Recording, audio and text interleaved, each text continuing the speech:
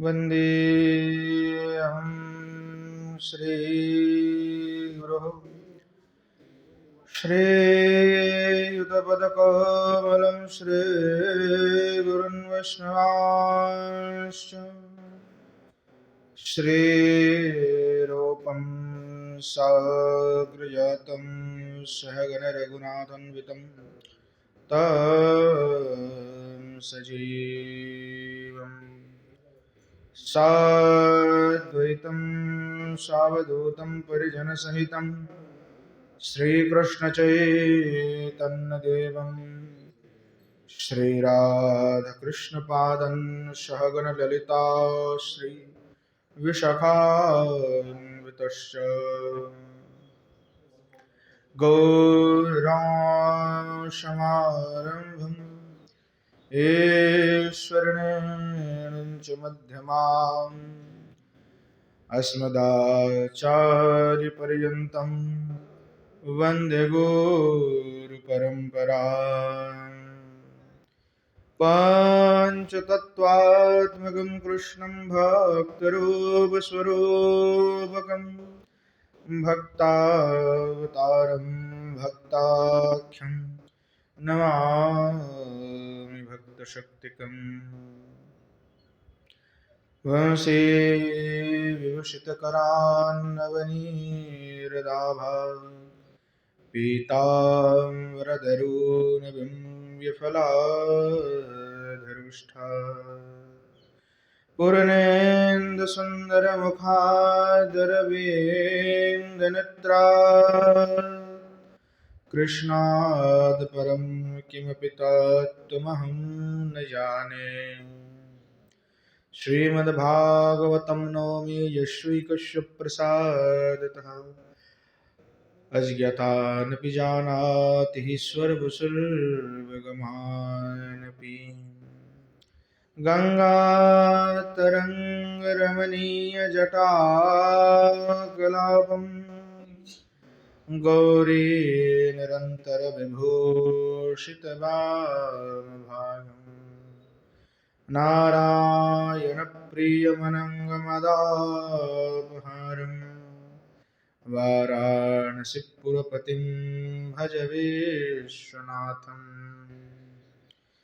हे राधिवृषभानुभूपतनये हे वरुणचन्द्रानने हे कान्तिकमनीयकोकिलरवे वृन्दावनाधीश्वरी हे मातप्राणपरायणे च रसिके हे सर्वयोधेश्वरी मत्स्वान्तौजवरासन विषमुदा मम दीनमानन्दय।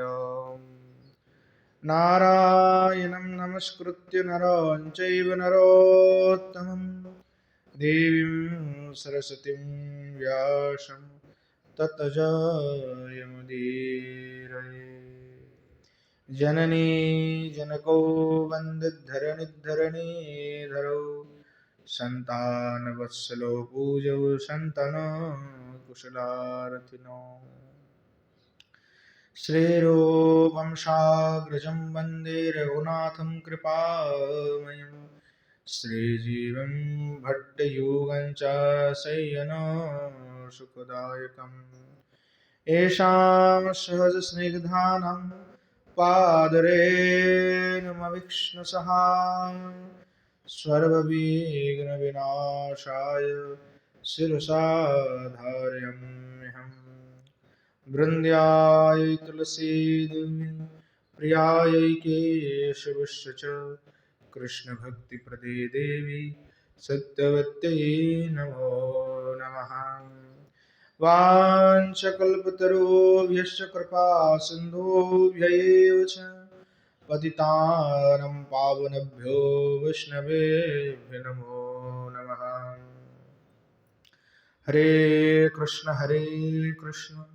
कृष्ण कृष्ण हरे हरे हरे राम राम राम हरे हरे। बोलो श्री युगल सरकार की जय। श्रीमन महाप्रभु की जय।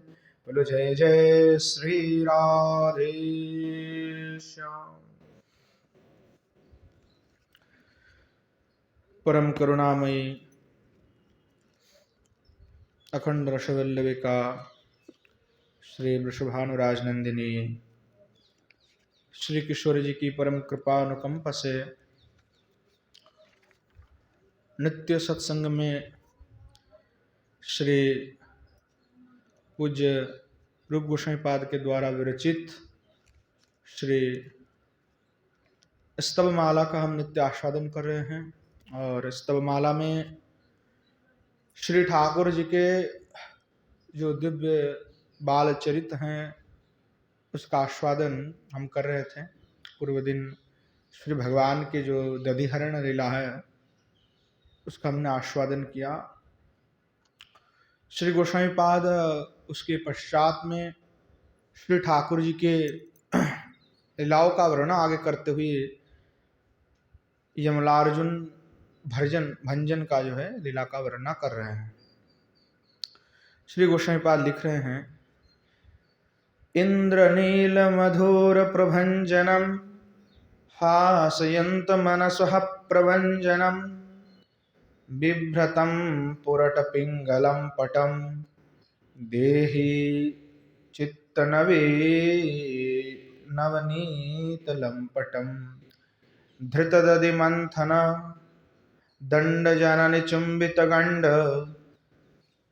पीतो शवित्र दुग्धो कलभाषित कूल मुग्धो जननी पैसा तृप्तो भाजन भजन दृप्तो कृतहुयंगवमोष मातृविनिर्मितरोषो जनयित्री कृतधाव मुनिगण दुर्गम भाव विदितो शवित्रिपीलो परिहृत धावन नीलो धृतोह्यंगवगंधो कलितोलुखलबंधो दृष्टार्जुन तरमूलो शुरमनिवागनकूलो कृतयमलार्जुन भंगो गुह्याकनुति धृतरंगो निज भक्तो कृतयक्षो माधवमामपि रक्षो विस्मितो वल्लभदृष्टो सुस्मितो मुखपूटदृष्टो नंद विमोचित बंधु जय जय मंगल कंद बृहद विपिन मंडले कलुष मंडले खंडने ब्रज प्रणाय शंसने दनुज वृद्धि विदंशने मोहोर्धरणे रोचने महित वल्लविलोचने परिस्फुरतु कैशवे रतिवनः शैशवे अनुकूलाख्यमिदं छंदः। इस प्रकार से श्री भगवान के लीलाओं का वर्णन श्री गोस्वामी पाद कर रहे हैं। बलदेव विद्याभूषण पाद के जो टीका व्याख्यान है उसके साथ हम आस्वादन कर रहे हैं। श्री बलदेव विद्याभूषण पाद वर्णन कर रहे हैं। श्री रूप गोस्वामी पाद के जो श्लोक है उसका व्याख्यान श्री गोस्वामी पाद कर रहे हैं। कह रहे हैं कि नवनीत हरण दाम बंधनादि रूपम मातुरी चापल्यम हरिश्चरितम वर्णयितुम सूचयति इंद्रति। जो इंद्रनील मधुर प्रवंजनम इत्यादि कह करके श्री गोस्वामी पाद श्लोक लिख रहे हैं।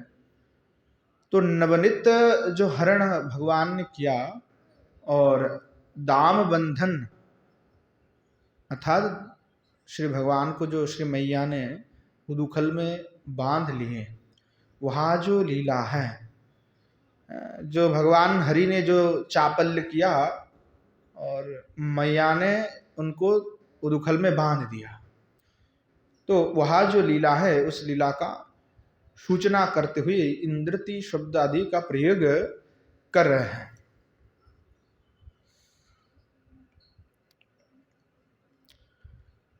हे चित्त, त्वाम नवनीत लंपटम कृष्णम ध्येय स्वस्मिन धारय। कह रहा कि हे चित्त, ने आपने चित्त को, श्री गोस्वामीपाद कह रहे हैं कि त्वाम तुम जो नवनीत लंपटम, जैसे भगवान ऋषिक लंपट हैं, गोपी लंपट हैं, ठीक उसी प्रकार श्री भगवान नवनीत लंपट भी है। तो ऐसे जो नवनीत लंपट यानी नवनीत जिनको अधिक प्रिय हैं, और इसलिए उस नवनीत विषय में ही अधिक अधिक भगवान ने लीला किए हुए हैं, और दधि चुराए भी है, नवनीत चुराए हैं।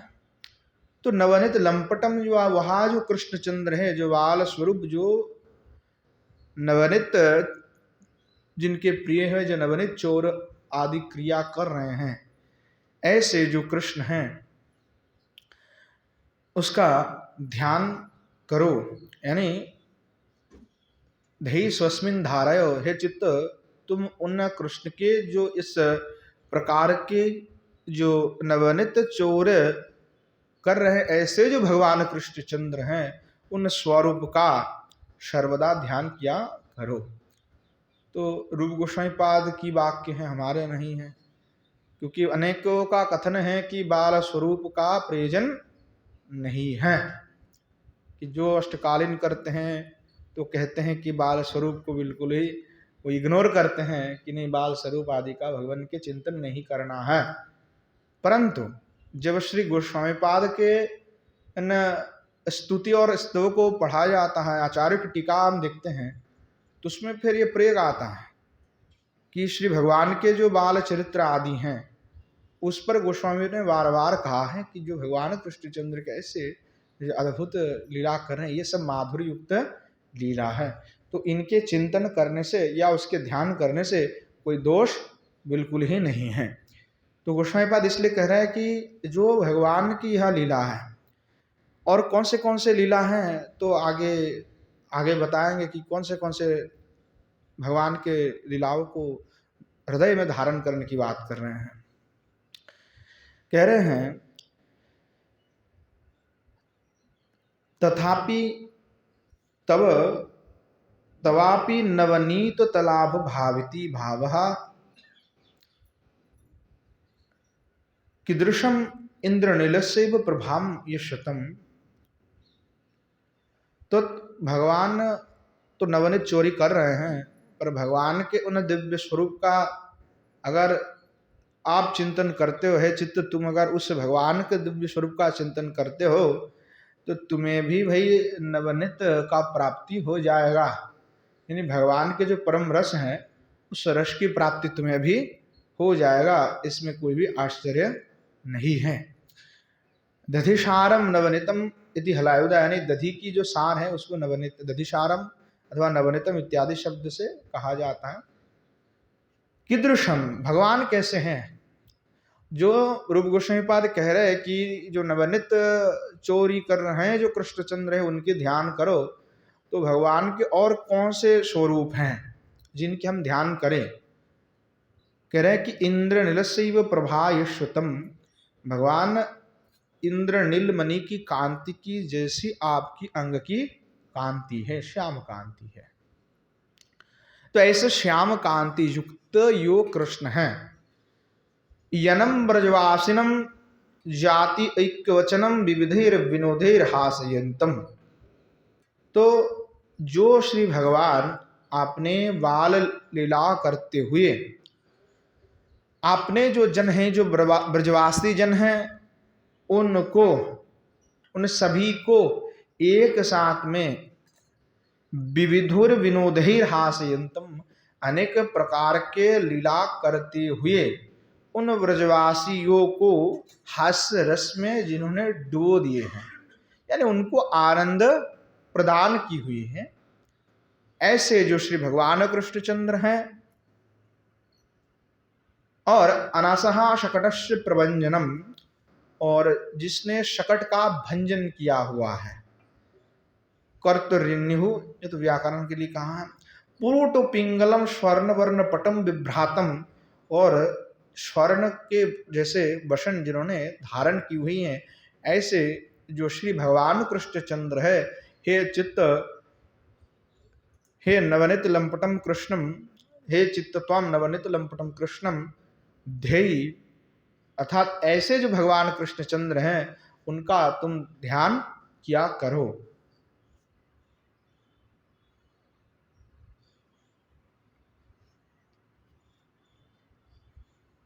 जनिताई गौर हरि बोल।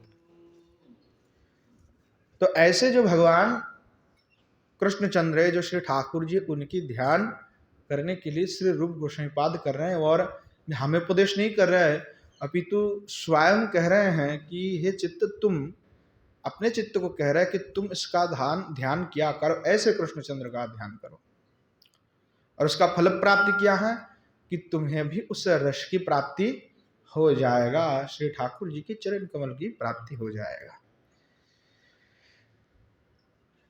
इस प्रकार से बहुत सुंदर स्तुति श्री गोस्वामीपाद कर रहे हैं। पादांत यमकम एतत्, पादंत में जमक का प्रयोग किया गया है। धृत इत्यादि, जैसे कि दंड, चुंबित, गंड इत्यादि करके जो प्रयोग किया गया है, धृत इत्यादि कह करके आगे कह रहे, धृत दधि मंथन दंड जननी चुंबित गंड, इस प्रकार की स्तुति कर रहे हैं। हे माधव, त्वाम माम अपि रक्षः, ये भगवान हे माधव, तुम मुझे भी रक्षा करो। ये मंगल कंद, यानी मंगल के मूलाधार स्वरूप, यानी जो स्वयं मंगलमय है, स्वयं मंगल मूर्ति है। त्वम जयो जयति अंतिमेन अन्वया, और सभी आनंद के मंगल के मूलाधार भगवान कृष्णचंद्र, आपकी जय हो जय हो, इस प्रकार अंतिम में पद में इसका अन्वय होगा, यानी प्रत्येक पद के साथ इसका अन्वय किया जाता है। धृतो गृहीतो दधि मंथन दंडो मंथा जेनो स्तन्यार्थी स्तन्यार्थिन इति, तथा कि भगवान धितो गृहीतो दधि मंथन दंड ताम स्तन्य कामम आसद्य मतनतिम जननीम हरि। तो भगवान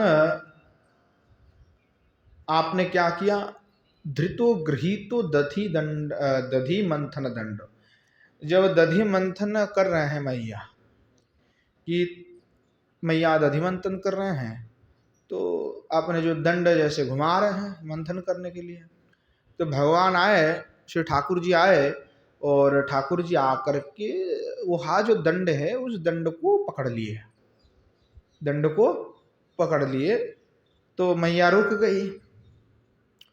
तो मंथन दंड मंथाजन स्तन्यार्थी नीति, और किस लिए भगवान ने उस मंथन दंड को रोका कि उसको पकड़े, तो कह रहे तम स्तन्य काम आसाध्य मतनतिम जननीम हरि, अर्थात भगवान को माया का दूध पान करना था, तो दूध पान करने की जो अभिलाषा है, इस अभिलाषा से श्री भगवान ने क्या किया, जो मंथ दंड है उसको भगवान ने धारण किया। घृत्वा दधि मंथन स्थानम निषेधम प्रतिम आभवन इति शुक्ति हैं।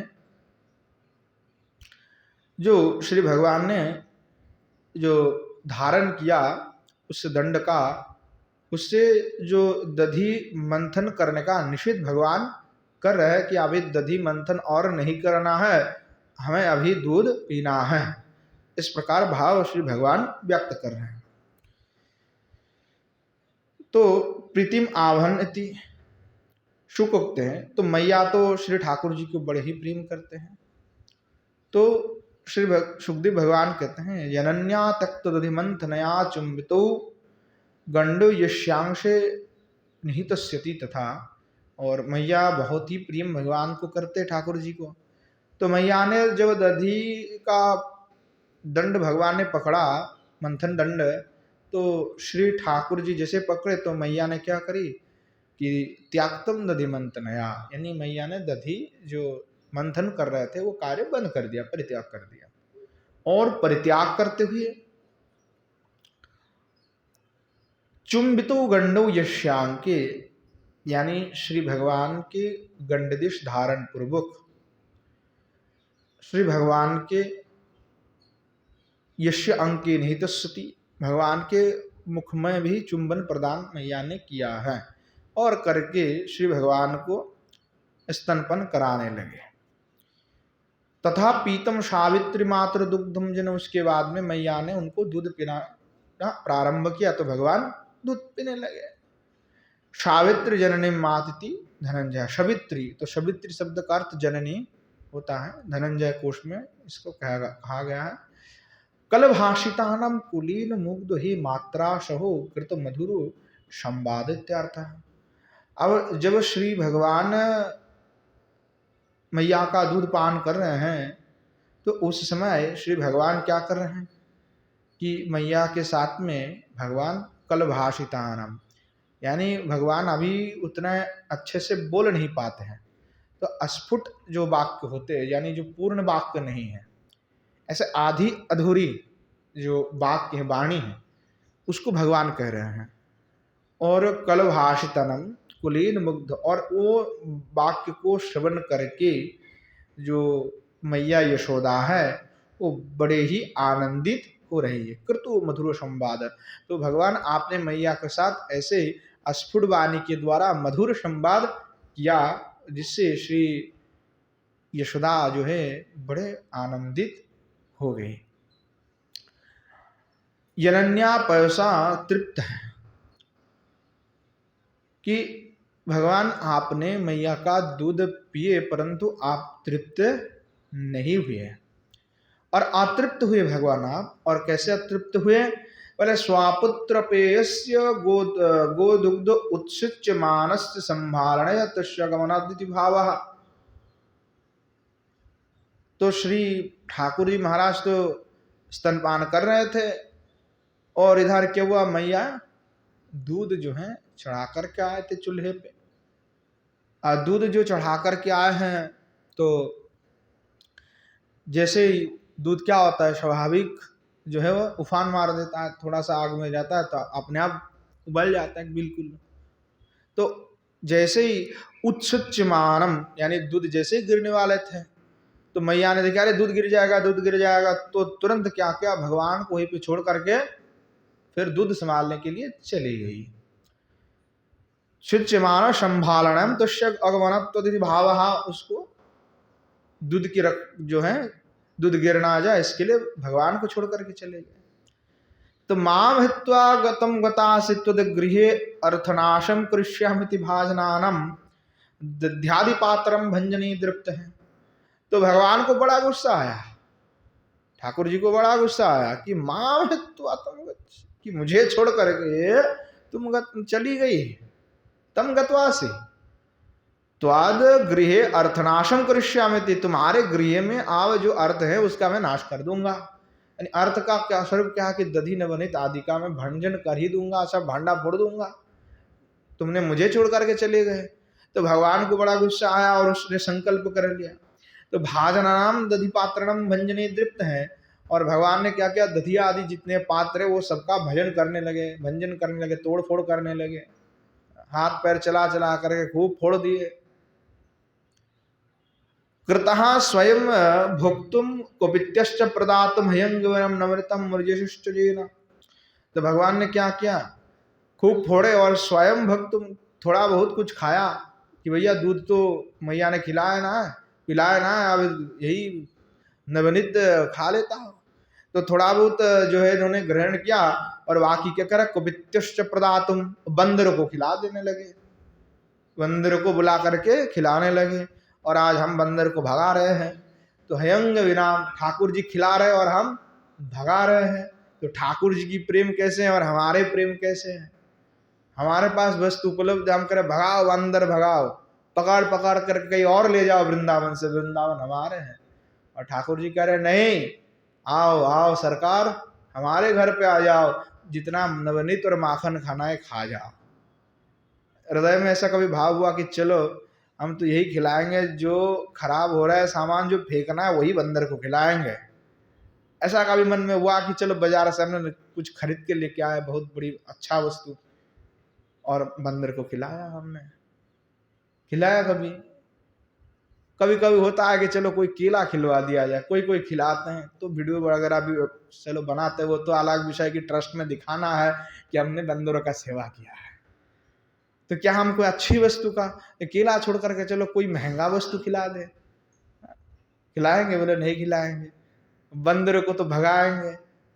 तो ठाकुर जी कितने प्रेम कर रहे हैं ब्रजवासियों से, यानी ब्रज, वो भी ब्रजवासी हैं, ब्रज के जन हैं। तो हमारी प्रेम कैसा है और ठाकुर जी की प्रेम कैसे है? कितनी पार्थक्य है प्रेम में, डिफरेंस कितना है। तो ये जो हृदय है वो हृदय में कहीं और वासना चल रहा है, प्रेम रस की प्रवाह नहीं चल रहा है, कुछ और ही विषय रस की प्रवाह हमारे हृदय पे चल रहा है। तो ये विवेक और विचार काम नहीं कर रहे हैं। जब तक विवेक और विचार विशुद्ध नहीं हो जाए तो कैसे चलेगा? तो प्रेम भक्ति जो है वो स्वाभाविक रूप से होना चाहिए, केवल बहिर्वेश मात्र से प्रेम भक्ति नहीं होता है, वो तो आंतरिक बात है। तो श्री ठाकुर जी कितने प्रेम करते युवों से, बंदरों को खिला रहे हैं, और हम गैया का तो रोटी देंगे और कुत्ता आएंगे तो भगाएंगे। तो शास्त्र कहते हैं कि पहले रोटी गाय को और अंतिम रोटी श्वान को। तो जैसे आप जितना प्रेम गैया से करो उतना हर जीव से करो। ईश्वर सर्वभूतानां हृदय से तिष्ठते अर्जुन, भगवान स्वयं कह रहे हैं ईश्वर सभी भूत में है। तो भागवत में बार बार कहा साधुना समदर्शिणः, और श्रीमन महाप्रभु ये कहते सर्वजीवे जाने कृष्ण अधिष्ठान, सर्वजीवे कुर्वेक सम्मान, जीवे दया नामे रुचि वैष्णव सेवन, या होते बड़ धर्म नहीं सुनो सनातन। इससे और कोई धर्म नहीं है। तो प्रत्येक जीव में श्री भगवान के ही अंश हैं, उनके अधिष्ठान हैं। तो प्रत्येक जीव से प्रेम करना चाहिए। तो हम किन से प्रेम करते हैं? चलो टोटका मान ले कि मछली को आटा के खिलाने पर मंगल ग्रहों का दुष्कड़ जाता है, तो हम जाएंगे और दाना डालेंगे और मछली को खिलाएंगे। नहीं, कम से कम हर जीव से प्रेम करें, इसमें कोई स्वार्थ नहीं होनी चाहिए, स्वार्थ की कोई भाव बिल्कुल नहीं होना चाहिए। जब भी किसी जीव से प्रेम करो तो उसमें ऐसा नहीं कि गौ माता में सारे देवता विराजमान हैं इसलिए हम गौ माता का धुआधार पूजा करेंगे ताकि हमें पुण्य मिल जाए, और कुत्तों को डंडा से पीटेंगे। क्या कुत्ता में भगवान का अधिष्ठान नहीं है? क्या नहीं है उसमें भगवान का अधिष्ठान? वो भी भगवान के ही स्वरूप अवतार, उनके भी ये वाहन है, भगवान के अवतार हैं, उनके भी दत्तात्रेय भगवान के भी ये वाहन है। तो आप भगवान के जितने भी सृष्टि हैं सब में भगवान का अधिष्ठान है। तो प्रत्येक जीव से ही प्रेम करना है। तो ये बाहर केवल कहने से मात्र नहीं होगा, कि हृदय से दिखाया जाए कि नहीं सही में प्रेम है। कभी मन में ऐसा हो कि भाई चलो हमने घर में तो चीनी रखी हुई, आटा रखी हुई, तो थोड़ा कुछ दे देता हो, कोई चीटी खा ले, चीटी खा ले। तो ये मन में भावना होना चाहिए। खराब हो रहा है, सड़ रहा है, तो क्या फायदा है वो रख रख करके? कम से कम जीवों को तो खिलाया जाए, उससे कोई पुण्य नहीं चाहिए हमें, कोई इसमें कोई ये नहीं चाहिए कि हम खिला रहे हैं तो जीव शिवा हमें पुण्य चाहिए। पुण्य से तो भक्तों का दूर दूर तक कोई संबंध नहीं है। भगवान के भक्त कोई पुण्य नहीं चाहते हैं, वो पुण्य से उनका कोई मतलब नहीं है। वो केवल सेवा करते हैं कि भगवत भाव से सेवा करते हैं। नामदेव महाराज जी की चरित्र आते, कितने अद्भुत चरित्र हैं उनके। वो सब में ही भगवान का दर्शन करते थे। तो एक बार रोटियां बना रहे थे बाहर ही, तो भाई कुत्ता आया और रोटी लेकर के भागे, और नामदेव जी महाराज पीछे पीछे भाग रहे घी की डिब्बा लेकर के। कि अरे महाराज कहाँ भागे जा रहे हो, रोटी लेके भाग रहे हो, कम से कम घी तो लगा दो, बिना घी के कैसे खाओगे। स्वयं भगवान कुत्ते से प्रकट हो गए। इतनी प्रेम और इतनी भक्ति, नामदेव जी महाराज ने प्रेत से भगवान की प्रकट करा दिया, प्रेत से भगवान को प्रकट करा दिया। ये भी मैंने पहले कहा था एक चरित्र कि कैसे भगवान स्वयं प्रेत से प्रकट हो गए। नामदेव जी महाराज के सामने प्रेत आ गए, वो कहने लगे ऐसे दिव्य अद्भुत दर्शन तो कभी भगवान सुना ही नहीं था, देखा भी नहीं था। इतने लंबे लंबे शरीर, इतने लंबे लंबे सब हस्त पैर और ऐसा अदुभट स्वरूप, तो भगवान स्वयं प्रकट हो गए कि कितने तुम्हारे निष्ठा है कि तुम सब में ही मुझे देख रहे हो। तो जो शास्त्र कहता है कि साधुनम समदर्शना, और सब में ही भगवान कृष्ण की दर्शन करना है, उसका बड़ा उदाहरण श्री नामदेव महाराज जी हैं। तो हम तो आपस में ही लड़ रहे हैं, स्वयं के अंदर नहीं झांक पा रहे कि स्वयं के अंदर भगवान है। अगर स्वयं के अंदर झांक लेते कि स्वयं भगवान हमारे हृदय पे अधिष्ठान किए हुए, तो हम बाहर ढूंढते। पहले तो हृदय में ही जागृत कर लेते कि हृदय में दर्शन करते, पर वो हृदय में शक्ति रूप में है, उसका आदेश हम देख ही नहीं पा रहे हैं। जब ध्रुव जी ने तपस्या किया, कठोर तप किया, तो भगवान में इतने तन्मय हो गए कि भगवान हृदय में ही प्रकट हो गए। जो पहले हृदय में ही तो था पर वो दिख नहीं रहा था, पर जब वो हृदय में दिखने लगे तो बाहर पूरा कुछ दिख ही नहीं रहा था। जब भगवान स्वयं पधारे ध्रुव जी के सामने आकर के दर्शन देने के लिए, तो ध्रुव जी आपने आंखें मूंद करके विराजमान है, क्योंकि वो हृदयस्थ जो भगवान है उनमें तन्मय हो चुके थे। स्वयं भगवान साक्षात आकर के विराजमान है, तो ध्रुव जी आंखें नहीं खोले। तो भगवान ने थोड़ा देर रुके कि भाई क्या है, मैं सामने आ गया, वो आंखें नहीं खोल रहे हैं। तो भगवान ने स्मरण किया तो देखा रहे नहीं, वो तो हृदय में ही मुझे दर्शन कर रहे हैं, तो मैं बाहर उससे कोई उसके आता पता ही नहीं लग रहा है। तो फिर भगवान क्या कि अंतर चित्त में जब भगवान की दर्शन जो कर रहे थे, तो वहां से भगवान अंतर्धान हो गए, और जैसे अंतर्धान हो गए तब ध्रुव जी की आंख खुले, और जैसे आंख उन्होंने खोला तो देखा कि जो हृदय में था उस सामने विराजमान है। तो यानी हृदय में, पहले तो हमारे हृदय में भी बाहर स्वरूप का दर्शन कर रहे हैं, पर हृदय में भी दर्शन होना चाहिए कि श्री ठाकुर जी के हम सामने जाए और साक्षात विग्रह हैं, फिर हम उनमें मूर्ति के भांति दर्शन कर रहे हैं। क्या उनको देख करके हमारे हृदय में उस प्रकार प्रेम जागृत हो रहा है, क्या उस प्रकार आह्लाद हो रहा है, कंपन आदि सात्विक विकार हो रहा है? नहीं हो रहा है। तो यानी प्रेम की अवस्था हमारे अभी हुए नहीं है, हम अभी प्रेम प्राप्त नहीं किए हुए हैं। हम अभी परीक्षा की तैयारी कर रहे हैं। चलो आगे हमारी परीक्षा देंगे, सक्सेसफुल होगा तो आगे क्लास में बढ़ जाएंगे। तो हमारे ना तैयारी चल रहे हैं, और तैयारी की जब व्यवस्था चल रही है तो उस समय कोई पास नहीं हो जाता है। ये नहीं सोचना चाहिए कि हम पास हो गए हैं, पास अभी बहुत दूर हैं। तो भगवान की जब दिव्य चरित्र और दिव्य लीलाओं का हम श्रवण करें, तो वो हृदय में उस चरित्र का जब श्रवण करे तो हृदय में भी उस सात्विकता भाव आना चाहिए। अश्रु, कंप, हर्ष इत्यादि भाव ऑटोमेटिक आ जाता है। तो जब आने लगे ऐसे भाव तो समझना चाहिए कि थोड़ा बहुत अभी कार्य कर रहे हैं, भगवत कथा जो है हमारे अंदर कुछ ना कुछ विक्रियाएं कर रहे हैं। तो मतलब समझना चाहिए कुछ हो रहा है, क्योंकि ये विक्रिया जब तक नहीं होगा तब तक कुछ होना वाला नहीं है। तो स्वाभाविक रूप से भगवत कथा सुनते ही वो विक्रिया प्रारंभ हो जाता है, क्योंकि ये दवाई है। भगवत कथा क्या है? तो इस विषय को नष्ट करने का दवाई है। तो श्री भगवान के इस स्वरूप का वर्णना करते हुए कह रहे हैं कि भगवान क्या कर रहे हैं कि जो अपने बंदर हैं, बंदरों को भगवान खिला रहे हैं। हयंगवानम नवनितानम, जो नवनित हैं वो उनको प्रदान कर रहे हैं। मोशश्चौरम ये नहा, तो भगवान जैसे पहले चोरी करके बंदर को खिलाते थे, आज तो भाई आपने घर में ही खिला रहे हैं। पहले क्या करते थे कि दूसरे के घर में जाते थे, भंडा फोड़ते थे, फिर बंदरों को खिलाते थे।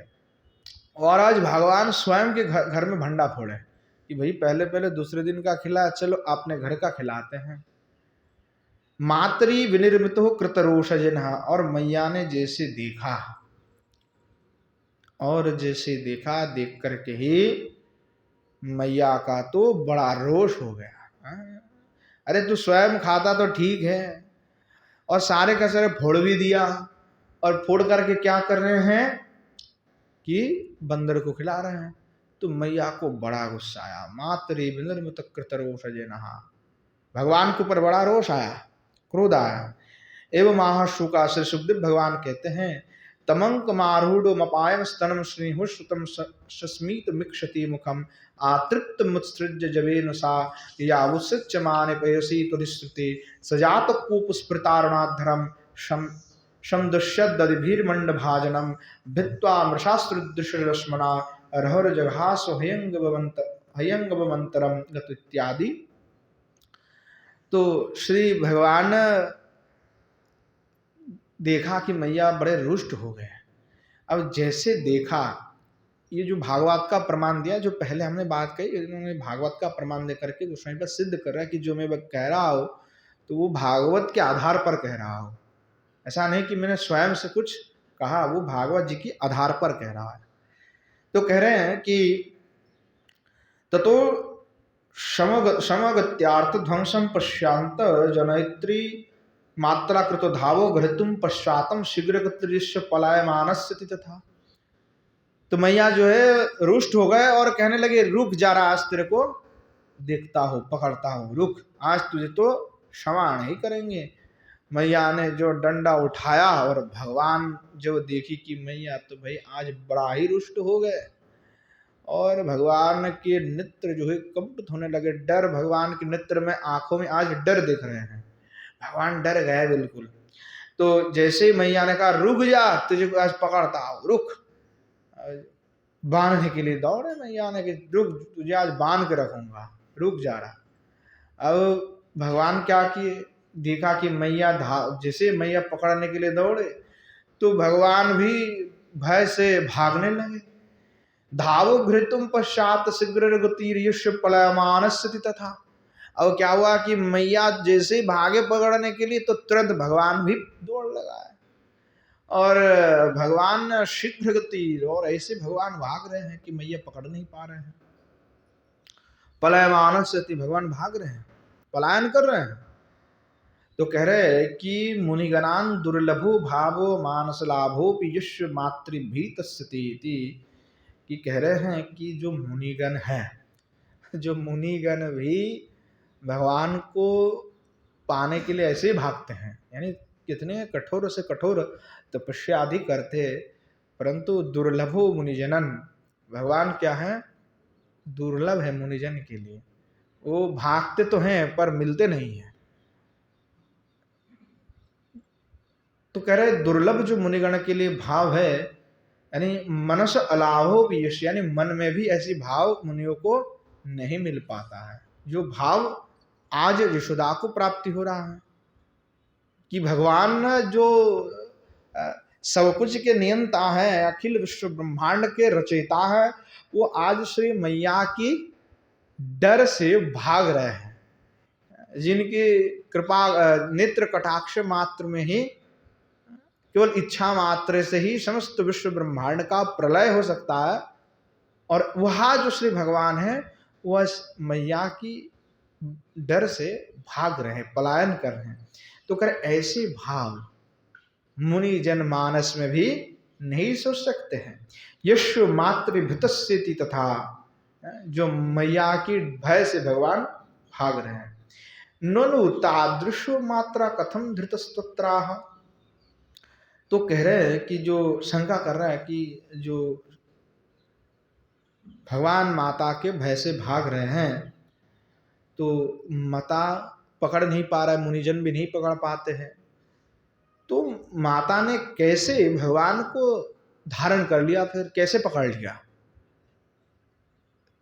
जो मुनिगण नहीं कर सकते, नहीं पकड़ सकते, मानस में भी नहीं पकड़ सकते, तो ऐसे जो भगवान दुर्लभ है, वो कैसे माता ने उनको पकड़ लिया, ऐसा क्या कारण है। तो कह रहे विदिता सवित्रा मातु पीड़ाजे न, भगवान ने स्वयं ही जो है पकड़ा, मतलब स्वयं ही मैया के पास गए, स्वयं ही कहा ठीक है कोई नहीं पकड़ ही लो।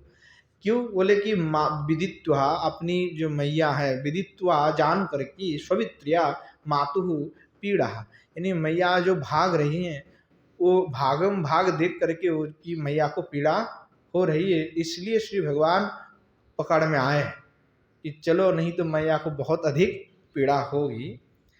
तो प्रहृत्व धावन लीला ये न तत्त संबंधने तथा, यानी भगवान ने जो धावन लीला था, यानी जो दौड़ भाग कर रहे थे, उसका भगवान ने क्या कर दिया, परित्याग कर दिया कि नहीं मैया को बहुत कष्ट हो रहा है, अनेक पीड़ा हो रहे हैं, परिश्रांत मैया हो गए हैं, तो इसलिए भगवान ने स्वयं ही जो है मैया के पकड़ में आ गए। मातु परिश्रम ज्ञाता धावनान निवृत्त, तत् मैया की परिश्रम को जान करके भगवान ने भागने से निवृत्त हो गए हैं। धृत हयंगवस्य गंध सौरभम जीना, दो श्री भगवान कृष्णचंद्र जो है स्वयं ही जो दधी वाहन को जो है स्वयं फोड़ दिए थे भंडा को, और उनके शरीर अंग में भी वो दधी नवनीत आदि लग गए थे, उनसे सौरभ निकल रहे हैं अपने अंग से। तो ऐसे जो श्री भगवान कृष्णचंद्र हैं वो स्वयं ही जाकर के मैया के पास पकड़ में आ गए मैया के। कलित्व स्वीकृत उलुखली मातृकृतिक बंधन, अर्थात श्री भगवान ने मैया के जो बंधन है उस बंधन को भगवान ने स्वीकार किया। मातृकृतिको बंधन जिन, तत् उलुखल में जो मैया ने उनको भगवान को बांध दिया। एवं आह श्री शुक, इस प्रकार से भगवान सुखदेव की भी कह रहे हैं, समातु सिन्नगत्रया विसृस्तो कवर सृजा दृष्ट्वा परिश्रम कृष्ण कृपया सबंधने इत्यादि। तो कह रहे कि ऐसे तो भगवान बांध गए उदुखल में, मैया ने बांध के रखे, रख करके मैया अपने कार्य में चले गए। इधर भगवान क्या कि बोले क्षणम निबद्धो त्वयास्थितो अहम, कि थोड़ा कुछ देर तक तो भगवान धीर स्थिर रहा, क्योंकि वे ही चपल है, चंचल है, वो कभी स्थिर नहीं रहते हैं। तो क्षणम निबद्धित्वया, थोड़ा सा काल तो भगवान वहीं पे बैठे हुए हैं, चलो ठीक है बांध दिया, हम रह गए। तो परंतु क्या क्या थोड़ा देर बाद क्या क्या, चापल्यम त्यक्षिति तम ध्यानत्र मातृस्थितयम दृष्टमर्जुने स्वर मूल ये नहा। अब भगवान चपलता करते हुए क्या किया, उस स्थान को त्याग कर दिया, यानी जहाँ पे मैया ने बांध करके रखी थी, अब वहां से भगवान क्या करें, बोले आगे चलते हैं, भाई बांध के रखे तो थोड़े यहाँ पे रहेंगे, थोड़ा सा आगे चलते हैं। तो तम विहायानी अत्र मातृस्थितायाम दृष्टम अर्जुने स्तोर्मूलम यीनः। तो भगवान ने देखा कि भाई सामने ही जो यमलार्जुन है, वो अर्जुन की जो दो वृक्ष है वो दिखाई पड़े। तो भगवान ने उसको देखा, देख करके सोचा कि क्यों ना भाई ये जो दो वृक्ष दिख रहा है उसके बीच में से मैं चले जाऊं, ऐसा भगवान के मन में भाव हुआ। तो किमर्थम तत्राहो, कि भगवान के मन में ऐसा भाव क्यों आया, क्योंकि मैया ने तो उनको बांध करके रख दिया एक स्थान में, परंतु भगवान उस स्थान को छोड़ करके आगे क्यों भागे जा रहे हैं, ऐसा क्या कारण है, कि वहीं पे भी तो रह सकते थे भगवान।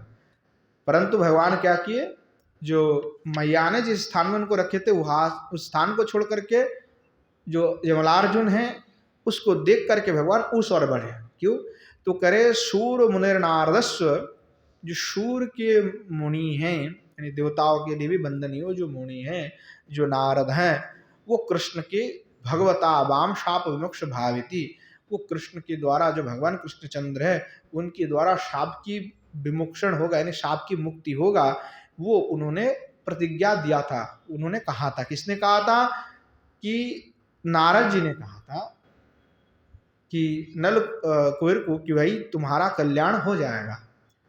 किसके द्वारा, कि भगवान के द्वारा होगा कल्याण। तो इसलिए जो पहले भक्त ने प्रतिज्ञा करके रखा है,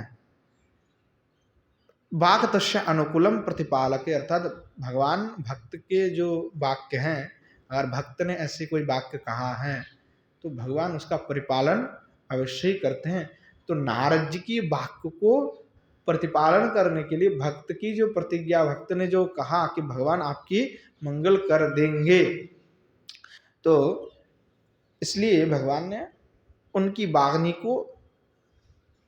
के अनुकूल कार्य करने के लिए भगवान इस प्रकार से यमलार्ज की ओर चल पड़े। अनुकूल प्रतिपालक है ना, भक्त जो कहेंगे उनकी वाक्य को अवश्य ही भगवान पालन करते हैं।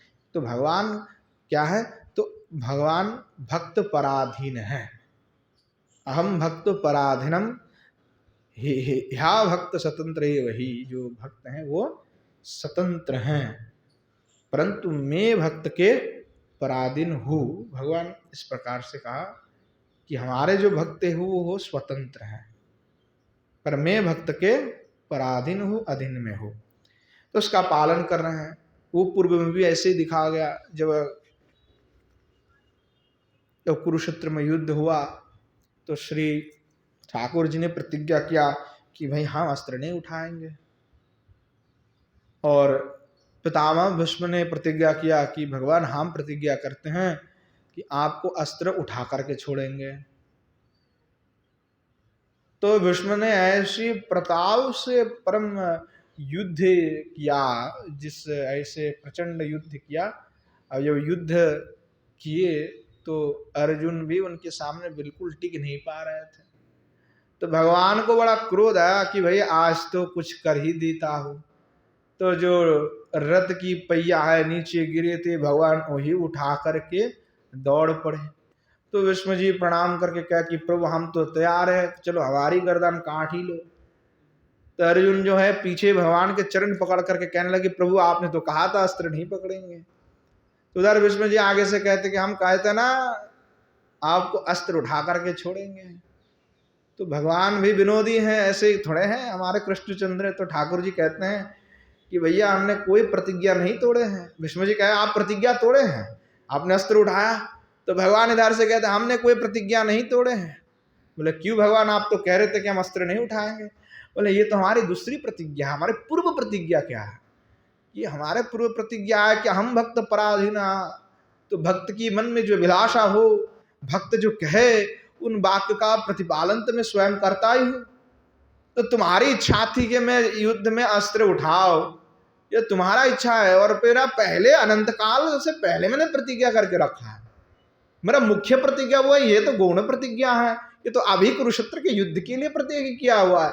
परंतु मेरा अनंत काल से प्रतिज्ञा की अहम भक्त पराधीन, मैं तो भक्त के पराधीन हूं। तो भक्त जो चाहेंगे मुझे करना है, तो तुमने चाहा सो हमने किया। तो बताओ भीष्म, हमने कहा प्रतिज्ञा का खंडन किया। तो भीष्म जी बड़े प्रणाम करके कहते वाह प्रभु आपकी लीला आप ही जाने, आप तो अपरंपार है, आपको कौन जयी हो सकता है।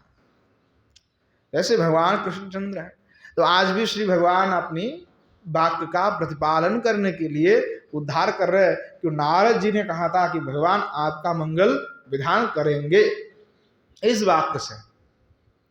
तो श्री गुरुदेव के पास इतना अथॉरिटी है कि जो विशुद्ध गुरुदेव है, जो श्री भगवान से जुड़े हुए हैं, अगर गुरुदेव कह दे कि चलो हम कहते हैं भगवान तुम्हारा कल्याण करेंगे, तो भगवान अवश्य कल्याण कर देते हैं। भगवान को करना ही पड़ेगा अगर गुरुदेव कह दे। अगर गुरुदेव उस प्रकार समर्थशील हो, अब समर्थशील ना हो तो अलग बात हो जाता है, परंतु अगर समर्थशील है, अगर वे सदाचार हैं, सारे धर्मों का यथायथ रूप से पालन कोई कर रहा है, तो अवश्य ही उसका कल्याण हो जाएगा। तो श्री भगवान ने भी उनकी शाप से उनको मुक्त करने के लिए आगे चल पड़े। ततो कृत यमलार्जुन वीर भंग जीनहा तिरिजो उलुखलम कर्षिता तर मध्य गच्छति। तो भगवान ने क्या किया, यमलार्जुन का भंग कर दिया, यानी उसको उखाड़ दिया। तो कैसे बोले, भगवान दोनों वृक्ष के बीच में से चल पड़े। तो उदुखल क्या होगा कि जब भगवान बीच में गए तो उदुखल पीछे पीछे चले, और भगवान जैसे आगे बढ़े तो अटक गया, क्योंकि वो थोड़ा साइज में बड़ा था और भगवान तो बिल्कुल नन्हा सा बालक। भगवान तो बीच में से निकल गए, परंतु ये उदुखल नहीं निकला।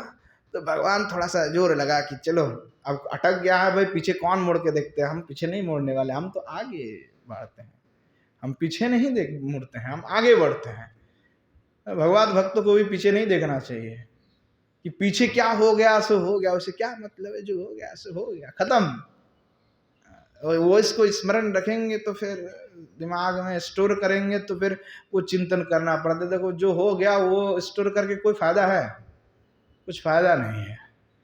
हम तो बिल्कुल स्टोर नहीं करते हैं। अभी जो सुबह क्या हुआ था पता ही नहीं क्या हो रहा है, स्टोर नहीं कर रहे हैं कुछ।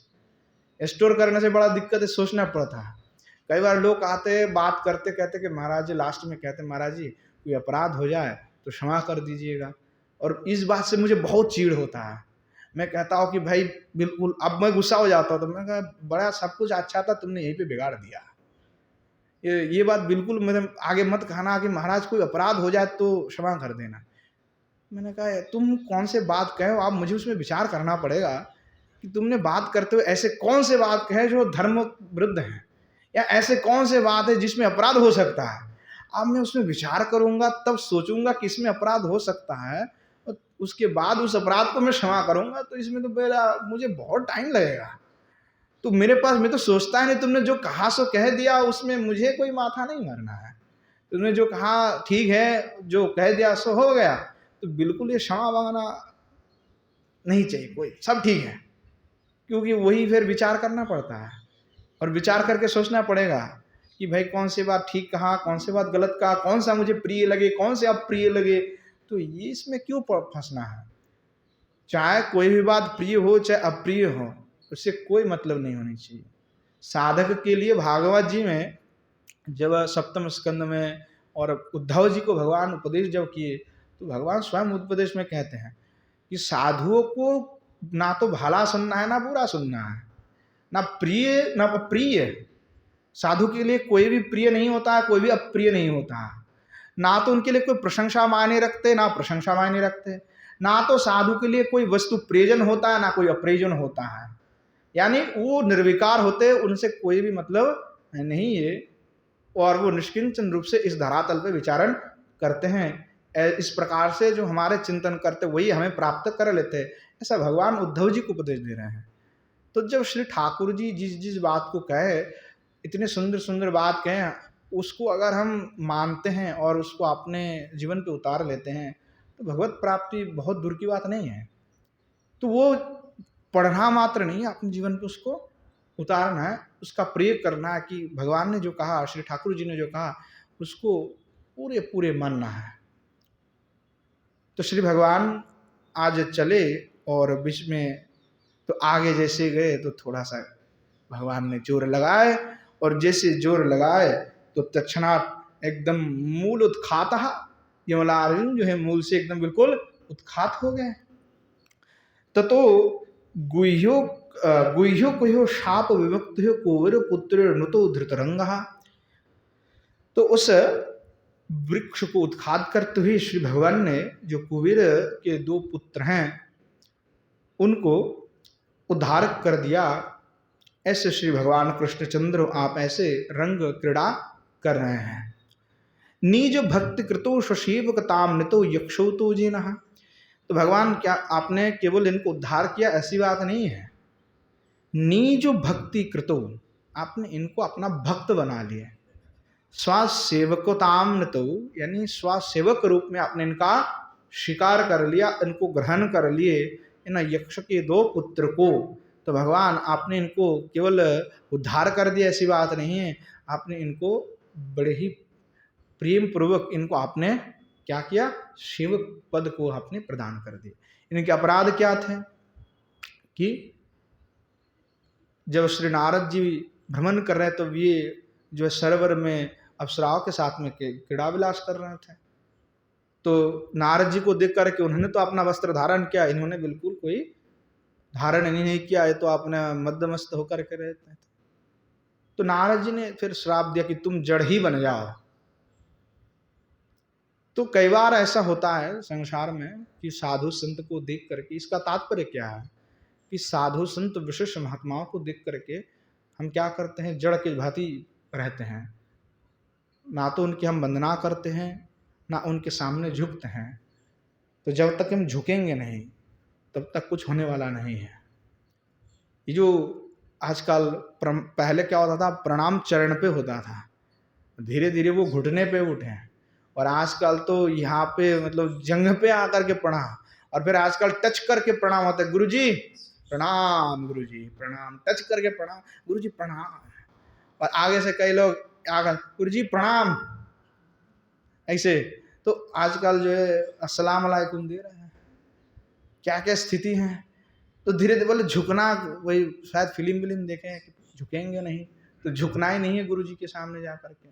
झुकने के लिए भी थोड़ा सा, ठाकुर जी के सामने भी नहीं झुकना नहीं चाहते लोग, बोले ठाकुर जी के सामने झुकना भी नहीं है, दूर से देखे हाँ प्रणाम प्रणाम प्रणाम, ठीक है ठीक है।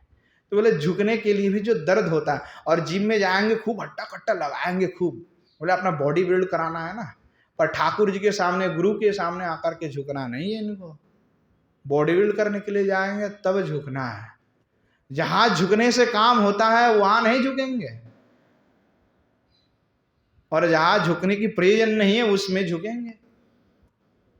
तो स्थिति क्या है? तो ये जब साधु संत महात्मा आते हैं, पहले से ही हमारे शास्त्र में उल्लेख है, जब साधु संत आए तो पहले तो उनकी सादर अभ्यर्थना करके उनको बैठाया जाए, उनकी चरण का धौत किया जाए, चरण धौत करके उनका जो चरण धौत जल है उसका ग्रहण किया जाए, फिर उनके आदर सत्कार करना चाहिए, प्रणाम वंदनादि करना चाहिए। ये हमारी परंपरा है, और हम क्या करें, परंपराओं को भूल रहे हैं। आजकल एक दूसरे को साधु भी प्रणाम नहीं करते हैं, आजकल नहीं करते, चल रहा है दंडवत, अब केवल मुंह में रह गया है। पहले क्या होता था कि एक दूसरे को देखे तो दंडवत प्रणाम इत्यादि होता था, आजकल वो चीजें भी धीरे धीरे लुप्त हो रहे हैं। तो ये जो अभिवादन है एक दूसरे को, वैष्णव को, ये अभिवादन किसी हम वैष्णव को नहीं कर रहे, अभिवादन इसके लिए कर रहे उनके हृदय में जो परमात्मा बैठे हुए हैं, भगवान के अधिष्ठान है, उनको हम सम्मान ज्ञापन कर रहे हैं, उस दृष्टि से हम उनको प्रणाम कर रहे हैं। वैष्णव तो है ही, और वैष्णव प्रणाम के योग्य है, परंतु वो शिक्षा धीरे धीरे लुप्त होते जा रहे हैं। तो जब वैसे हम क्रीड़ाएं, हमारी सदाचार विलुप्त हो जाएंगे, तो फिर हमारी अवस्था भी उस यमलार्जुन के भांति ही होगा, हमें भी वही जड़ बनना पड़ेगा। तो जड़ से अगर आप अपने को उद्धार कराना चाहते हो, तो कम से कम श्री ठाकुर जी की जो उपदेश है, जो वाणी है, जो आचार सदाचार आचार्य ने कहा, उसका कम से कम पालन हो। भाई कोई नहीं कर रहा है इसलिए मैं भी नहीं करूँगा, और संसार में ऐसे ऐसे हरकत चल रहा है तो मुझे भी उसमें ही कूद पड़ना है, कोई बुद्धिमान वाली बात बिल्कुल ही नहीं है। चाहे कोई धर्म करे या ना करे, उससे हमें कोई मतलब नहीं है, हम धर्म करेंगे ये लक्ष्य होना चाहिए। हम कभी धर्म का परित्याग नहीं करेंगे, धर्म के लिए अगर किसी की परित्याग करनी हो तो उसके लिए सदैव हम तैयार रहेंगे कि नहीं, हमारे लिए कुछ मायने रखता, हमारे लिए धर्म ही प्रधान विषय है, क्योंकि सब कुछ मोह मात्र है, इस संसार में सब कुछ मोह मात्र है, दिख रहा है पर उसकी कोई वैल्यू नहीं है, कब तक रहेंगे कब तक टिकेंगे कोई नहीं जानता। तो यहाँ पे इस घटना में शिक्षा भी प्रदान कर रहे हैं कि कैसे बड़ों का सम्मान आदर करना चाहिए। तो श्री भगवान ने उनको पर इतना कृपा किया कि श्राप दे दिए। तो कई बार वैष्णव क्रोधित हो जाते हैं, आचार्य क्रोधित हो जाते हैं, शास्त्र में लोग कहते हैं कि वैष्णव को क्रोध नहीं करना चाहिए। अब कोई अशास्त्रीय कार्य करेंगे तो क्रोध नहीं आएगा, और वैष्णव क्रोध करते भी हैं तो उसके मंगल के लिए करते हैं, हित के लिए करते हैं। नारद जी क्रोध किए, इनका उद्धार किया। एक एक मुनि ऋषि जिन्होंने क्रोध करके श्राप दिया, बताओ उनकी कल्याण हुआ कि नहीं हुआ। तो मुनि ऋषि भी क्रोध करते हैं, परंतु उनकी क्रोध का परिणाम क्या है, अंत में उनको भगवत चरण मिल जाता है, मोक्ष मिल जाता है, उनकी कल्याण हो जाता है, जो अधगति था उससे मुक्त हो जाते हैं। भले ही श्राप उनको प्राप्त हुआ, सालों सालों तक उसको भोग करना पड़ा, परंतु एक विशेषता है। तो लोग कई बार बोलते कि नहीं वैष्णव को क्रोध नहीं करना चाहिए। क्या अम्बरीश जी ने क्रोध नहीं किया था? दुर्वासा के प्रति क्रोध किया था कि नहीं किया था? तो क्रोध का तात्पर्य क्या है? क्रोध का तात्पर्य वो क्रोध नहीं था, वो अपना आत्मरक्षा था, कि अपना आत्मरक्षा करना था, इसलिए। तो वैष्णव क्रोध तभी करेंगे जब वो देखेंगे कि भगवत विरुद्ध आचरण हो रहा है, भगवान के अपमान हो रहा है और शास्त्र के विरुद्ध कार्य हो रहा है, तो वैष्णव का बड़ा क्रोध आते हैं, भगवान के भक्तों को क्रोध आते हैं। तो उसमें दो ऑप्शन दिया गया कि भाई क्रोध आ रहा है तो अपने जो सामर्थ्य बल पर आप कुछ कर सकते, अगर कुछ नहीं कर सकते तो भाई चुपचाप वहां से निकल जाओ, उसी में भलाई है। तो आचार्य तो इस प्रकार की शिक्षा दे रहे हैं। तो इसलिए वैष्णवों की निकट में जाकर के जो है चरण बंदन आदि उनके करना चाहिए, सम्मान करना चाहिए, वह रुष्ट ना हो जाए, वे हमारे प्रति प्रसन्न रहे, क्योंकि वैष्णव के कृपा मात्र से सब कुछ प्राप्ति हो सकते हैं। वो भाली हमारे पर रोष भी करेंगे तो तुरंत फिर ठीक भी हो जाता है। मुनि ऋषि का क्रोध क्या है पता है? थोड़ा देर के लिए है, क्षण काल मात्र। थोड़े में क्रोध हो जाते हैं और थोड़े में ही तत्काल प्रसन्न हो जाते हैं, क्योंकि वो वेग आ जाता है तो क्रोध हो जाते हैं। फिर थोड़े देर में जब सोचते कह रहे क्या हो गया, क्रोध कर लिया हमने, तो फिर वो स्वयं ही स्वयं पर हंसते हैं। फिर कृपा कर देते कि चलो हमने कह दिया, चलो तुम्हारा मंगल विधान भी हम कर देते हैं। बोले उग्र शब्देनो तत्रागति कथम एतन्नयोर अकस्मात् पतनमिति विस्मृतिर्वल्लभी दृष्ट है। अब जब श्री भगवान ने इस वृक्ष दोनों को उत्पाड़ कर दिया और धड़ाम करके जब वृक्ष गिरे तो उसकी बड़ा आवाज हुआ, और आवाज सुन करके उग्र शब्द शब्दों को सुन करके तत्र आगत ही आ गए। कौन आ गए? बोले नंद बाबा आ गए, और आकर के कहने लगे अरे क्या हुआ क्या हुआ, ऐसे कैसे हो गया, ऐसे कैसे हो गया, ये कैसे टूट गया? सुष्मी मुखपट है। तो श्री भगवान जो है थोड़ा थोड़ा मुस्कुरा रहे थे। बाबा तो आकर कैसे कहने लगे क्या हुआ क्या क्या क्या हुआ क्या हुआ। और जब श्री ठाकुर जी की ओर देखी तो श्री ठाकुर जी जो है थोड़ा थोड़ा मुस्कुरा रहे थे। सुष्मी मुखपुट हैं, भगवान ईश्वर मुस्कुरा रहे थे। कूतस्तात तवैत तब एतद बंधनम इति बृहस्पतानंदने विमुचितावंदयश। कौन तुम्हें बांधा है?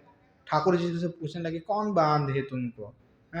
ऐसे जो है नंद बाबा पूछने लगे, और पूछते पूछते ही भगवान की जो बंधन है उस बंधन को विमोचन श्री नंद बाबा ने कर दिया। और बृहद वचन चरितानी रम्यत पुनराह वृदिति शैशव केश संबंधिनी शैशव शिशुकर्माणी बाल चरिते नो अस्माकम रति स्फुरतु। तो श्री भगवान नंद बाबा को क्या मैया ने बांध दिए, तो बाबा ने तो उनका बंधन विमोचन कर दिया।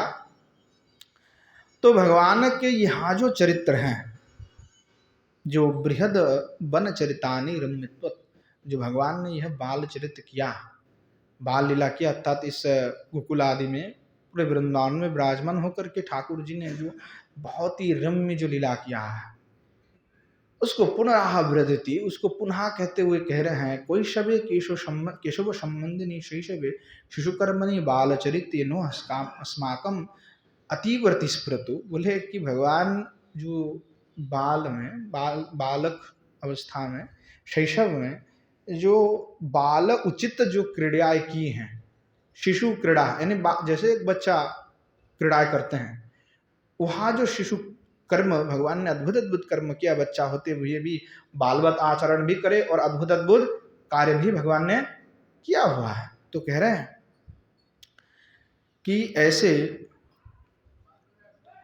भगवान आपके जो बाल चरित्र हैं, ऐसे बाल चरित्र न अस्माकम, उस बाल चरित्र में अतीव रति स्फुरतु, मेरा अतीव अनुराग हो, छोटे मोटे अनुराग नहीं हो, बोले अतीव अनुराग हो, तीव्रता के साथ कह रहे हैं उस बाल चरित्र में मेरा बहुत ही अतीव तीव्र अनुराग हो जाए।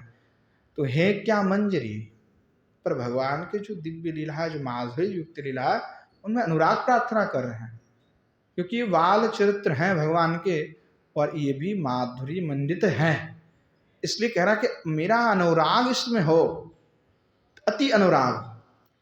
कलुषम मंडलिनम पापराशिनम खंडन, तो कह रहे अतीब अनुराग होने पर क्या होगा, भगवान के जो ये बाल चरित्र हैं उस बाल चरित्र में अगर अनुराग हो जाता है तो अनुराग होने से क्या होगा, तो कह रहे कलुष मंडलिनाम पापराशिनाम खंडने, हमारे जो राशि राशि हमने पाप की हुई हैं वो सारे पाप खंडन हो जाएंगे। भगवान के बाल चरित्र का आस्वादन करने से, अनुराग होने से वो सभी पाप हमारे खंडन हो जाएंगे। जैसे एक बच्चा निष्पाप होता है, उनके निष्पाप जो लीला है उसका आस्वादन करने से हम भी निष्पाप हो जाएंगे, बिल्कुल हमारे सारे पाप मिट जाएंगे। धरणिम रुचयति प्रणयति तस्मिन, और भगवान आपकी यहाँ जो बाल लीला है उसका कीर्तन करने से, गायन करने से क्या हुआ कि सब कुछ सारे पाप नष्ट हो जाते। और भगवान आप तो वृंदावन बृहद विपिन मंडले कलुष मंडल खंडने, भगवान आप इस वृंदावन के भूषण है। धरणिम रुचयति प्रणयति, और भगवान आप पृथ्वी को क्या कर रहे हैं, आनंद प्रदान कर रहे, पृथ्वी के लिए आनंद कारक हैं। महितानि सुत्सवानि सुत स उत्सवानि बल्लवीनम लुचनानि यस्मात् तस्मिन, अर्थात श्री भगवान कृष्णचंद्र आपके जो यहाँ बहुत लीला हैं उन लीलाओं का दर्शन करके जो ब्रज की रमणी हैं उन रमणियों का नयन रूपी जो कमल हैं वो कमल प्रफुल्लित हो रहे हैं। जैसे सूर्यों का उदय होने पर कमल प्रस्फुटित होता है, ठीक उसी प्रकार भगवान आपके इस बाल लीलाओं का दर्शन करके उनके नेत्र रूपी जो कमल है उसका वो प्रफुल्लित हो रहे हैं, यानी प्रस्फुटित हो रहे हैं, विकसित हो रहे हैं। ऐसे श्री भगवान कृष्णचंद्र। और स्फुटार्थ मन्यत, बाकी स्फुटार्थ हैं, तो स्फुटार्थ में क्या है कि ब्रजो प्रणय संशने दनुज वृद्धि दंशने, तो भगवान आपने दानव की जो श्री हैं उस श्री वृद्धि को आपने क्या कर दिया, नष्ट कर दिया। श्री यानी ऐश्वर्य को आपने नष्ट कर दिया भगवान आपने। और ब्रजो प्रणय शंसने महोधरणी रोचने महित वल्लवी नचने, उसका अर्थ हमने कर लिया। ब्रजो प्रणय संशने का अर्थ किया कि जो ब्रजवासी की पहले ब्रजवासियों का पहला जो प्रणय है उस पहला प्रणय की सूचना करने वाले आपके यह बाल चरित्र है। यानी जो श्री ठाकुर जी के ऊपर प्रेम होता है, प्रेम है, तो प्रेम जो प्रारंभ हुआ, सूचना कहाँ से हुआ, तो कहा कि यहाँ ब्रजवासियों का प्रेम की सूचना तो आपके बाल चरित्र से ही हो रहा है। ऐसा नहीं कि पहले कोई आप बड़े हो गए तब जाकर के आपको कोई प्रेम कर रहे, नहीं, प्रणय की सूचना आपकी बाल चरित्र से ही है। तो इसलिए श्री गोस्वामी पाद कह रहे हैं कि आपकी ये बाल चरित्र में मेरा अनुराग हो जाए, यानी प्रेम की जो सूचना है, प्रारंभ है, वो अभी से हो जाए, प्रारंभ हो, प्रेम की सूचना हो जाए, आपके बाल चरित्र में मेरा अनुराग हो जाए। कितने सुंदर अद्भुत बात श्री रूप गोस्वामी पाद यहाँ पे कर रहे हैं कि बाल जो भगवान की लीला कितनी मधुर है, बार बार उसका वर्णना जो है श्री गोस्वामी पाद कर रहे हैं। तो जो श्री ठाकुर जी हैं अपने बाल क्रीड़ा में अनेक अनेक अनेक भगवान ने क्रीड़ाएं की हैं, दिव्य दिव्य लीलाएं किया है। तो बाल चरित्र का आस्वादन तो भक्त को करते रहना चाहिए, उसका पठन भी करना है, उसका आस्वादन भी करना है, कि हम सुने और फिर उसका स्मरण करें। अनेकों भगवान के बाल चरित्र हैं, अद्भुत अद्भुत क्रीड़ा की हुई हैं। गोपियों की, ब्रजवासियों की पहली प्रेम की सूचना यही से है। जो श्री भगवान जब दधी चुराने के लिए जाते हैं तो उन स्वरूप का दर्शन करके ब्रजवासी बड़े आनंदित हो जाते हैं। कितने अद्भुत स्वरूप है भगवान के, कि कहीं भी छुपा के रखे तो भगवान कहीं ना कहीं से जो है निकाल ही लेते हैं। तो कहते हैं कि जो श्री ठाकुर जी हैं, ठाकुर जी में ऐसे मन लग गए इनके ब्रजवासियों के कि वे चाहते हैं कि चलो हम पकड़ लेते हैं। अब पकड़ तो लेते हैं, पर क्या करें, जैसे पकड़ा तो भगवान के जैसे नेत्र कर देखे तो कितने सुंदर नेत्र है, कैसे मुस्कुरा रहे हैं, ऐसे इतने निरीह बालक को कोई कैसे डांट सकता है।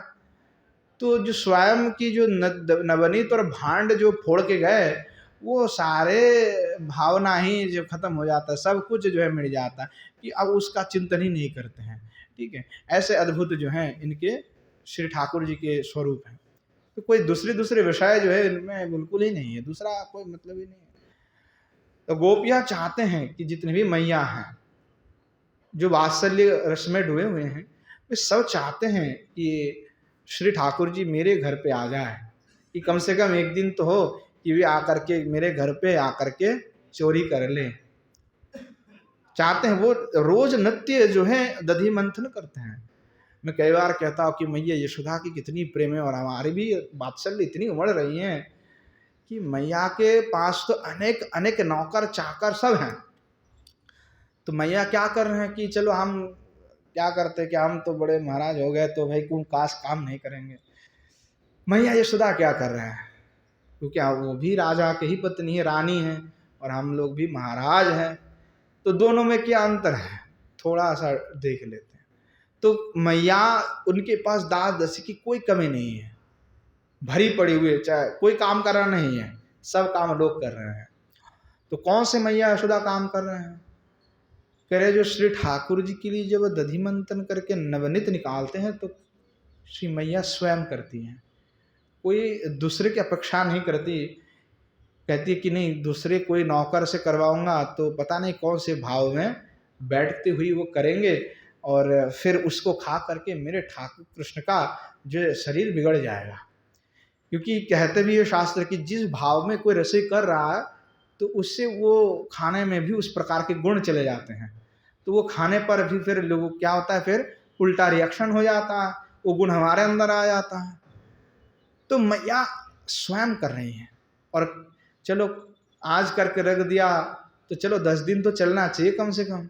बोले नहीं, रोज नृत्य है, और हम लोग भी भक्त हैं, दधी माखन तो दूर की बात, हम तो जाएंगे दुकान पे, अमूल वाले तो बना के बैठे हुए हैं, और जाके लेके आएंगे और बस फ्रिज में रखेंगे और वही थोड़े थोड़े लगाएंगे कि चलो महीना भर तो चले जाए। तो हमारी प्रेम और मैया की प्रेम क्या है, कितनी पार्थक्य है, कितनी फर्क है।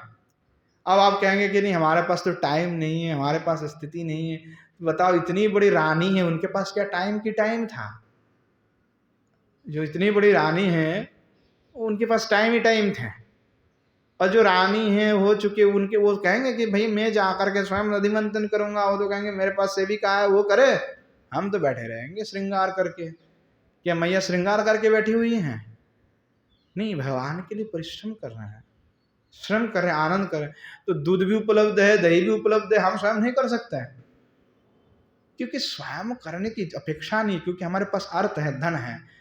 मैया के पास भी धन था, नहीं थे, सब व्यवस्था थी, पर हमारे पास वो इच्छा नहीं है, वो वासना हमारे हृदय पे अभी उदय ही नहीं हुआ कि स्वयं हम करें।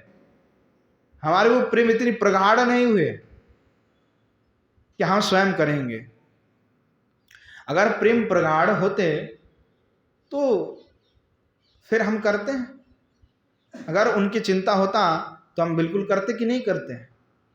जैसे गोपाल जी हैं, तो श्री ठाकुर जी, गोपाल जी अनेक लोग रखते हैं अपने गृह में, तो गोपाल जी को क्या भोग लगाना चाहिए? मीठी मीठी द्रव्य, कम से कम एकदम छोटे बाल गोपाल है तो दूध ही पियेंगे, दही नवनीत ही ग्रहण करेंगे, बाल स्वरूप में आप पूजन कर रहे हैं। अब आप जो है पता नहीं बड़े मसाला वसाला दे करके, मिर्च डाल करके और सब आपने कुछ बनाया और भोग लगा रहे हैं। तो जरा सोचिए जरा कि अपनी जो बच्चे हैं, मानिए कि 2 साल के, क्या आप उसको तीखा मिर्च युक्त खाना खिलाएंगे, कुछ आहार देंगे उनके मुंह में? नहीं देंगे, क्योंकि आप जानते हो मेरा बच्चा है।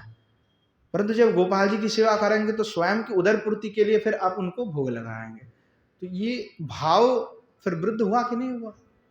तो भाव, जो भाव है, भाव तीव्रता है, वो समझना चाहिए।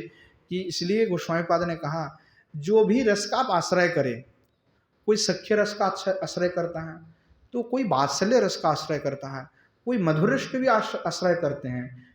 तो इन जो रस हैं, उन्होंने रस में आप आश्रय करें, परंतु उन आश्रय जब आप किए तो उन रस में जिन्होंने जैसे भजन किया, जिन प्रकार के आचरण और व्यवहार इन्होंने की, ठीक उसी का अनुरूप व्यवहार आपको भी करना है, उनके अनुसार उनके राह पर चलना है।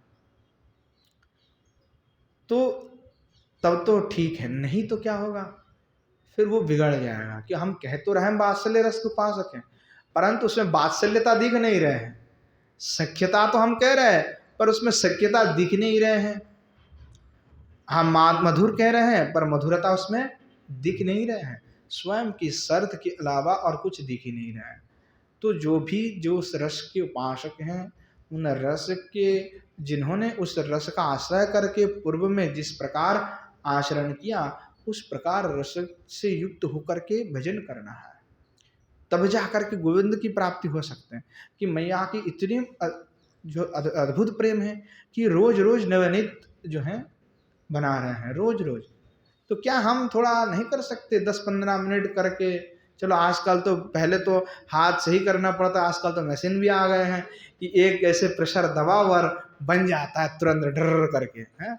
मोटर भी आ चुके, आजकल ऐसे मिल जाता है कि मशीन दबाव।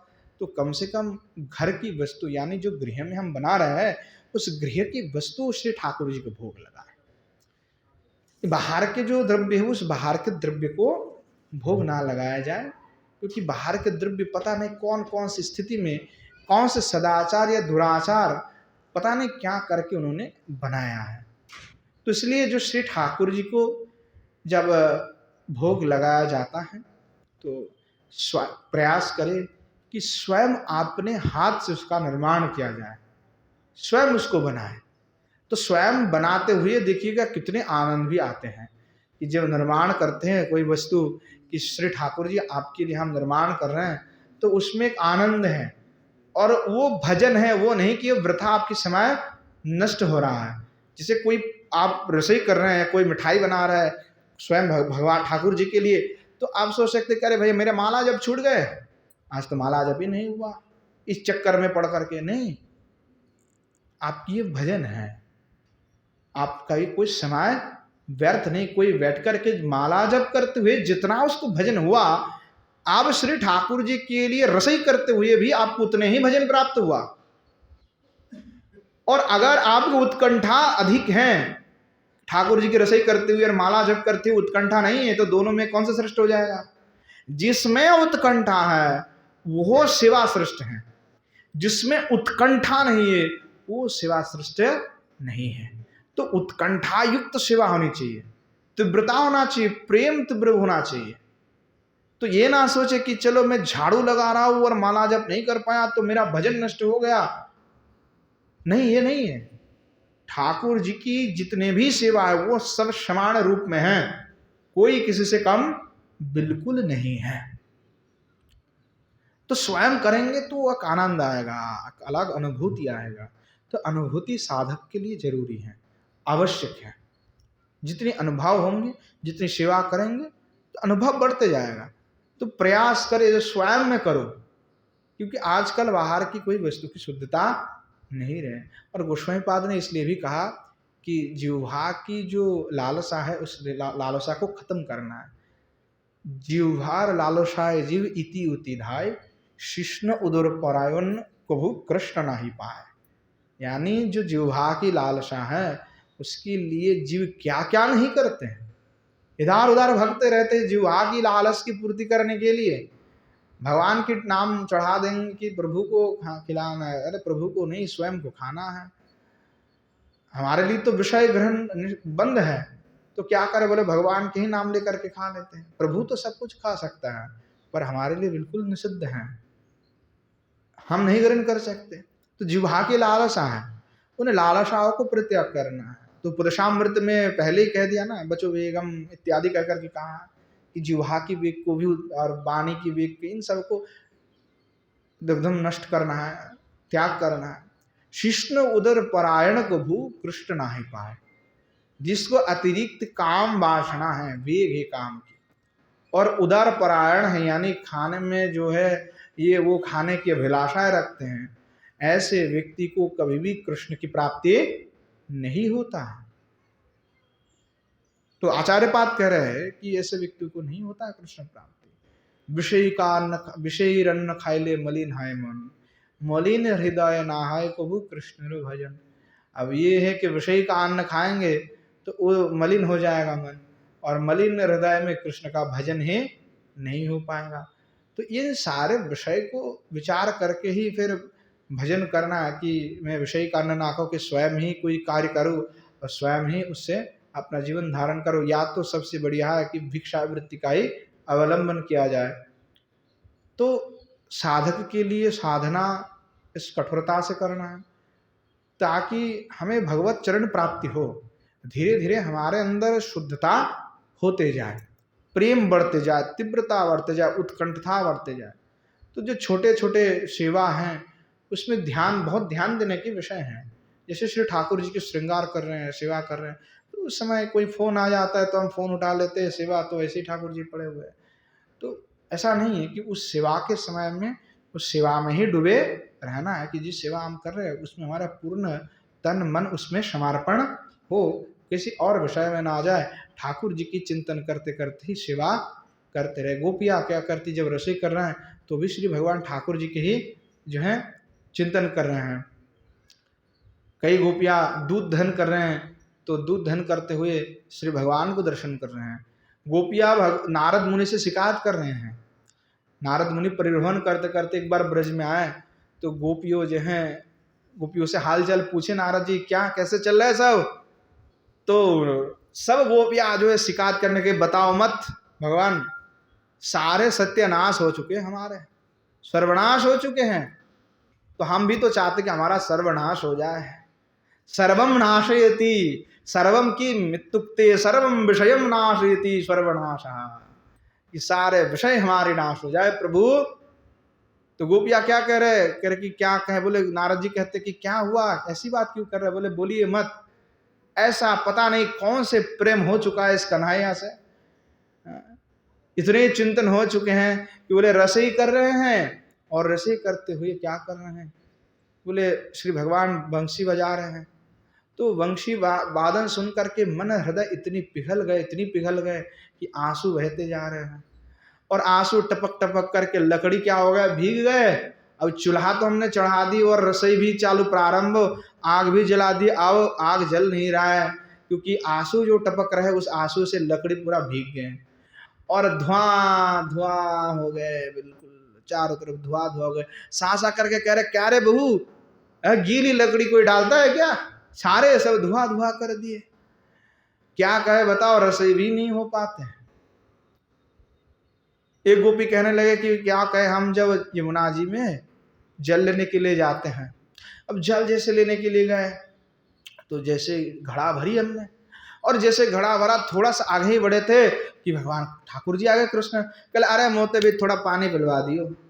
अब हमने कहा ठीक है तो घड़ा ले लो। अब जैसे तो घड़ा दियो तुरंत गायब हो गया और घड़ा वहीं पे हमारी फट गई। अब हम नया घड़ा कहाँ से लेके आएंगे। अब हमारे जब घर में साज के पास चले जाते तो बड़ा फटकार लगता है कि रोज रोज जो है मटका फुड़ के आ जाता है, क्या करती हैं। तो बड़ा समस्या में हम नारद जी। तो कोई गोपियाँ कह रही कि अब हम गाय दोहन कर रहे हैं, तो गाय दहन करते करते जैसे दोहन कर रहे हैं तो ठाकुर जी आगे बोले मुझे दूध पीना है,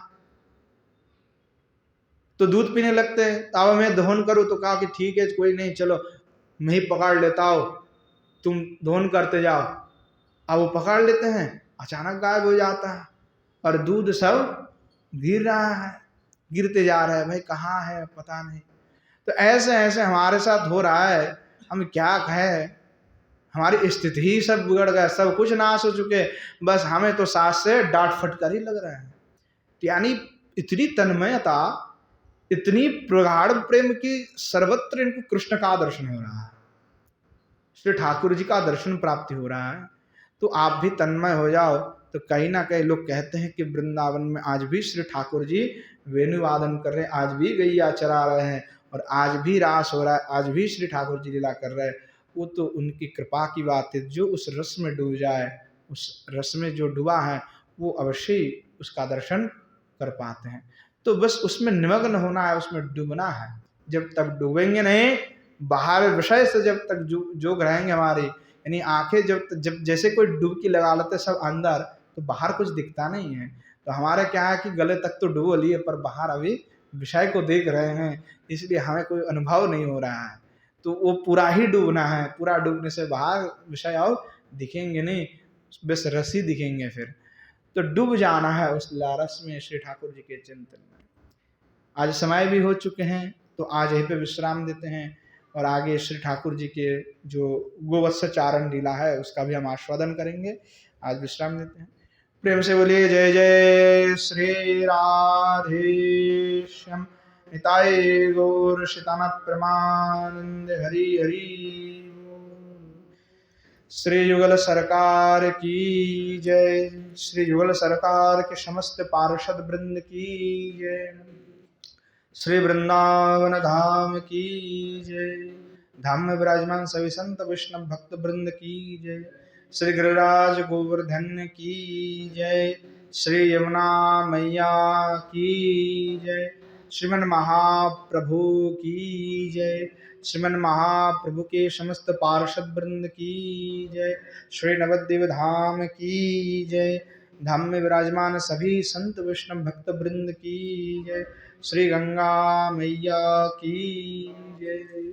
श्री रूप गोस्वामी पाद की जय। श्री जीव गोस्वामी पाद की जय। श्री बलदेव विद्याभूषण पाद की जय। श्री स्तव माला की जय। श्री पंडित बाबा की जय। श्री कृपा सिंधुदास बाबाजी महाराज की जय। श्री विष्णुदास बाबाजी महाराज की जय। श्री राम गोपाल दास बाबाजी महाराज की जय। बोलो श्री गिरिंद्र बिहारी भगवान की जय। भागवत निवास की जय। आस्किर हरि कथा की जय। हरि कथा में पधारने वाले सभी संत वैष्णव भक्त वृंद की जय। बोलो आपन आपन गुरु गोविंद की जय। बोलो जय जय श्री राधे श्याम निताय गौर शितनत प्रेमानंदे हरि हरि।